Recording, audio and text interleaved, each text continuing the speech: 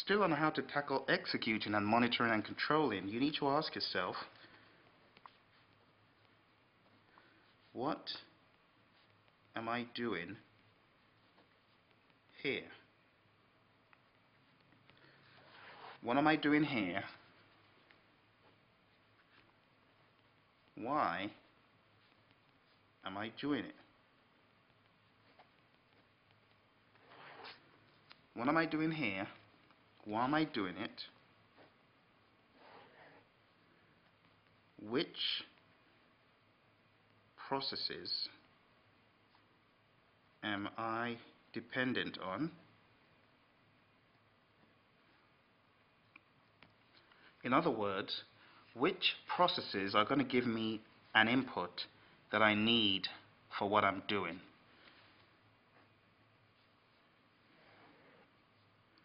Which outputs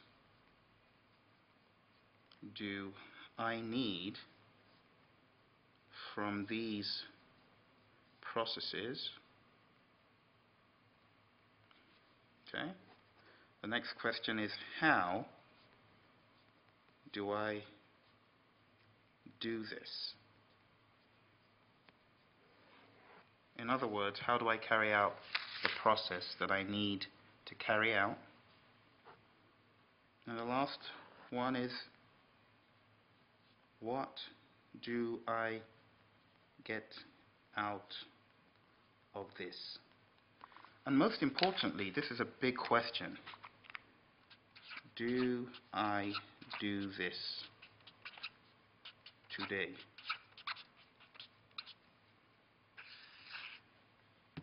So this should be your analysis for every single process in executing, in monitoring and controlling, and even all the other process groups. So you're going to ask yourself, for example, develop project charter. I know this is in initiating, but ask yourself, do I develop a project charter today? I don't really think I do. Or maybe you'll say, oh yeah, we do, but we go to a totally different level. We go to a very detailed level in our project charter. It actually ends up being a project management plan. Some people's lives are like that today. So do I do this today? You could say, oh well, kind of, sorta, but we kind of go overboard. What am I doing here? Yes, I understand. I'm developing a charter, helping the sponsor. It's going to authorize the project, give me authority, give the project authority, and so on. What am I doing? I'm developing a project charter because it gives more visibility as to what the project is trying to achieve. It helps me understand what I'm working on. It helps me understand some of my key stakeholders. It puts all of us on the same page, so on and so forth. So ask yourself those questions. Which process am I dependent on? None, because the inputs for develop project charter come from outside the boundaries of a project. So you need your agreements, which is like your MOUs, your LOIs, your contracts, and so on. You need your statement of work. It comes from outside. You know, questions like that, business case, I expect you to ask yourself, and then you move on to which outputs do I need from these processes? None. How do I do this? I use predominantly expert judgment, and I also think about my ability to facilitate meetings and sit down and glean information and put it together and agree with stakeholders who exist currently on the project that it's a good charter, so on and so forth. What do I get out of it? Project charter. So this needs to be the cycle for your projects or for your processes. Some projects, people want to do all 47 processes. How can you do all 47 processes when you don't need all 47 processes? See what I mean? So let's take another one. Let's talk about manage project team. Manage project team. What am I doing here? I am motivating the team. I am leading them. I am helping them identify places of improvement or places where there might be opportunities to capitalize on to get their work done according to the project requirements. Why am I doing it? Because it helps the project, it helps the people that I'm working with, and it helps put the project on a better footing. It helps bring people to a realization of what they need to do to improve, or if they have improved since the last evaluation, and what the team needs to do to get the project out the best way possible. Questions like that and answers like that. Which process am I dependent on? This is a very good question for something like manage project team. If you go to chapter 9 in our book, you go to that table over here, take a look.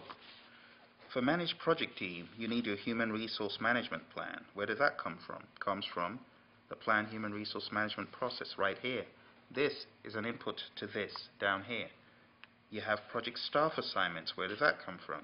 Oh, it's dependent on acquire project team. Oh, team performance assessments, also an input. Where does that come from? It comes from develop project team. Oh, I see. Issue log. Where does that come from? That comes from the manage stakeholder engagement process.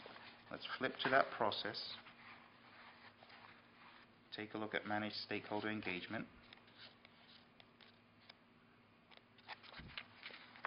And you'll see that these tables are very important if you are really prepping in earnest for the exam. Don't try to study in a linear fashion. Use a grid like this and think in a geometric way. Let's take a look here. Manage stakeholder engagement. We've got our issue log. And that is what we need over here. So you need to be thinking in leaps and bounds. Don't just think linearly. Don't just look at the table on page 61 and say, oh, that's all I need to know. No, that's not all you need to know. You need to know the relationships. What goes in, what comes out. What do I need, and why do I need it? So, what am I doing here? Why am I doing it? Which processes am I dependent on? Know all the processes you're dependent on. Which outputs do I need from these processes? How do I do this? Which tools and techniques do I need? And 6, what do I get out of it? Most importantly, ask yourself first, do I do this today? No. And that's a big gap. If you don't do it today, there's lots of information, lots of knowledge that you don't have. And if you do it today, but you do it the wrong way, like making your project charter into a project management plan of sorts, you got bigger issues. I don't do this correctly today. Yes, I do. I don't do it correctly. What don't I do correctly? Everything. Just forget it. Let's focus on the PMBOK way. If that's you, focus on the PMBOK way and begin to ask yourself these questions. And that's really how to master any process. You have to go deep.